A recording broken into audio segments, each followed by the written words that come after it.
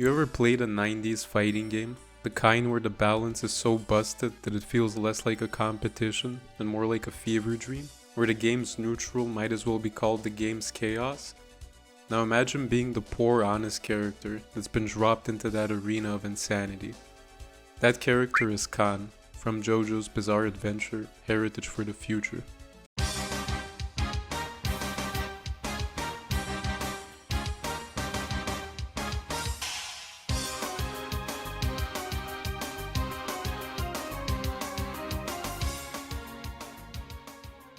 For those unfamiliar, JoJo's Heritage for the Future is a fighting game that was released in 1998. It's based on the manga with the same title. At the time, only the Part 3 OVA was out anime-wise. The main appeal of it and why it got turned into a fighting game, apart from the obvious popularity, is the stand mechanic, which you can think of as a guardian angel or esper that is manifested from your psyche and you can use for combat, sometimes in direct ways and sometimes in more abstract ways. The game featured all of the prominent main characters and villains of the part, along with a few picked out villains that the protagonists fight along the way that the creators thought would translate best to a fighting game. One of them is Khan, a barber that's encountered by the protagonists, and he gets possessed by the Anubis stand, which you can think of as basically being an evil sentient sword. I've always wondered what the hell Khan is shaving in this panel, by the way, since Polnareff's skin is already so smooth. Now, you know how I mentioned the big appeal of this game was the stands? You've got characters that can stop time, teleport, summon a ghost with the strength of a freight train, and you might be wondering, what's Khan's big thing? Well, he has a sword. I was going to make one of those it's like bringing a knife to a gunfight type of analogies, but I feel like the previous examples of powers I stated already just speak for themselves, the absolute insanity this guy has to deal with on a daily basis. And when I'm already making gun analogies, don't even get me started on the actual gun user in this game, as he's the most broken and top tier character in the entire game. Well, I guess it technically could be worse for Khan, at least he's not P. Diddy. Now, it would also be important for me to clarify that JoJo's Heritage for the Future is kusoge, in the best possible way. Kusoge is basically just a Japanese term for broken game. However, despite what a post-esports world would want you to believe, this isn't a death sentence, as a community still thrives with rules created especially for tournaments and banning specific characters. Khan mechanically falls under the passive stand category. These characters are usually simpler to learn and they take much less resource management, which is why previously I called him a more honest character, as he is probably about as honest as you can get in this game. Heritage for the Future is a 4-button fighting game. You basically have light, medium, and heavy attacks, which are represented by A, B, and C, and then you have the S button, which is the stand on and off button. As mentioned, due to Khan being a passive stand user, he is very simple. In fact, he's so simple that universally on tier lists, he's noted as being the simplest character to learn from a purely execution standpoint. Khan's neutral A has a very fast startup, and can be used for comboing into itself, but it also has a 7-frame recovery and the range isn't great.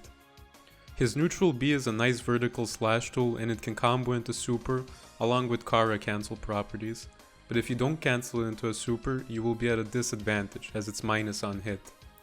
His neutral C isn't great as it's very punishable, but the highlights are that it has good range and the base damage is 14.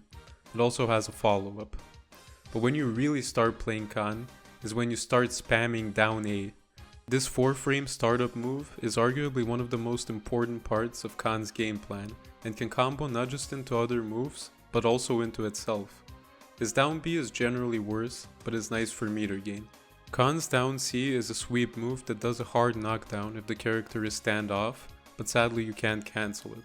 Back B is a nice move for opponents that are trying to approach you, and can be used in most of his bread and butter combos to up the damage by a bit.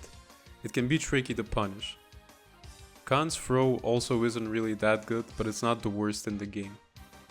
Now Khan's infamous unique move is the spinning blade attack that he does, and it can be done both on the ground, mid-air, or when backdashing. It's performed with the S button, and if you hold it down he spins for longer. It's a great anti-air in his toolkit, but has a horrible hurt box. I mean, just look at this thing. What the fuck were they thinking? Also, it should be pretty obvious, but the longer you hold S down, the more time it will take for Khan to recover. His mid-air version has generally better properties hitbox-wise, and it can be used as a fleeing tool from, say, for example, anti-airs. As for his backdash one, the main idea with it is just to cover more distance than your normal one.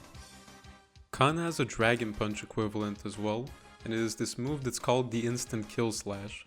Depending on whether you hit A, B or C, it has different properties. The C variance that does 6 hits can give you decent meter if all the hits connect. You will generally be using the C1 most of the time. However, the funny thing is, while being his DP, it actually lacks the most important element of one, the iframes. Heritage for the Future can just be goofy like that sometimes. His counter is performed with quarter circle back plus A, B or C, and it can be used to deflect physical attacks. If you get it right, it acts as a launcher. After his 4 flash, you will begin recovering. As I mentioned, because it works with physical attacks, it doesn't apply to projectiles. His super move, Zangai Zan, is done with quarter circle forward plus 2 attack buttons.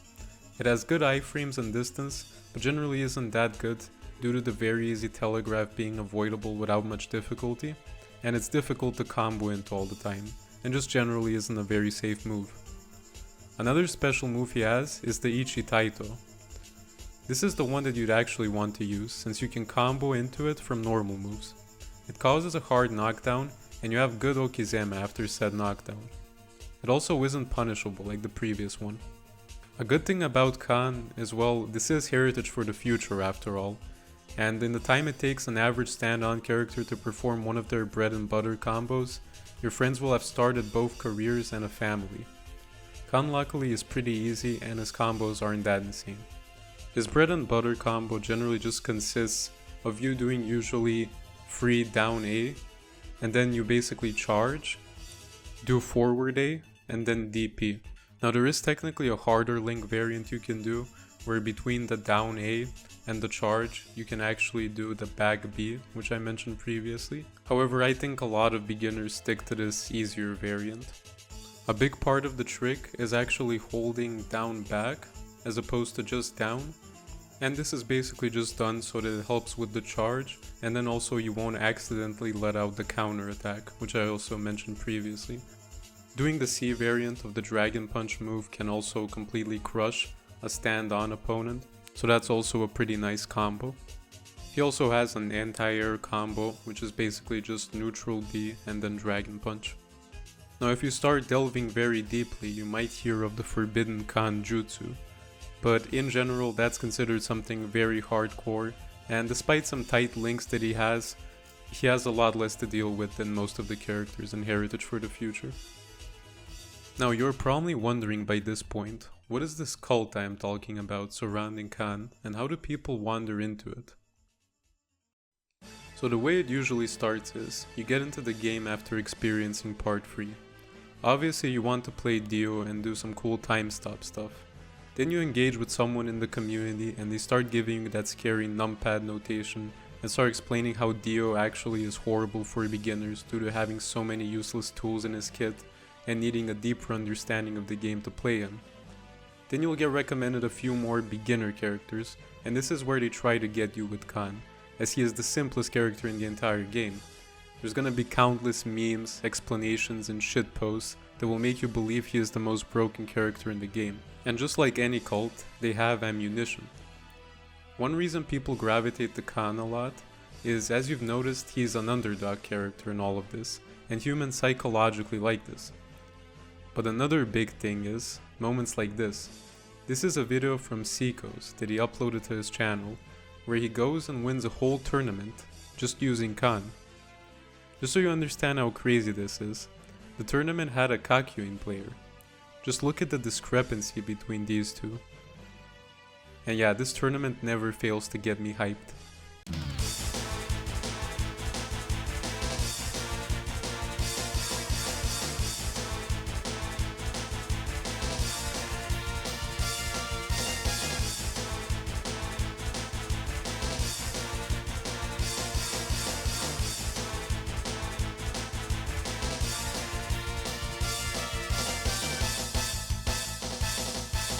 No! No! Oh, go on! How? How?